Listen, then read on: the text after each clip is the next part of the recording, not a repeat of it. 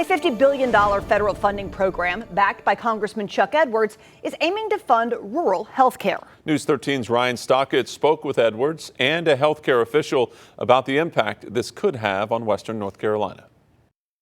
We put together a $50 billion rural health care fund. The Rural Health Transformation Program is $50 billion in funding that will be allocated to approved states over 5 fiscal years. Half of the dollars will be distributed across all states, and then the other half is to be distributed according to state application and state need. To help them with the application for this funding, the North Carolina Department of Health and Human Services is getting feedback from healthcare organizations like MAHEC. We have until October 10th to submit ideas about what we think our application should look like, the types of initiatives that it should include. This funding initiative was approved by the One Big Beautiful Bill, or H.R. 1, which created stricter eligibility requirements for Medicaid.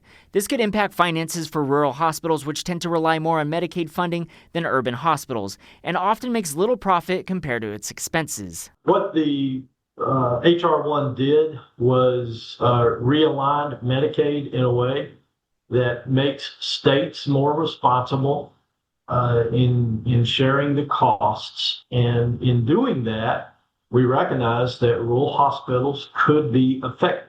Edwards says the Rural Health Transformation Fund is a way to mitigate that risk. On the opportunity to stabilize healthcare here in the mountains, Hathaway says MAHEC is excited, but it's a drop in the bucket compared to the Medicaid cuts on state and federal levels. This $50 billion, we're grateful to have it, and we'll do the best we can to utilize it in an effective way. But it's not going to offset the cuts that we're seeing. Ryan Stockett, News 13.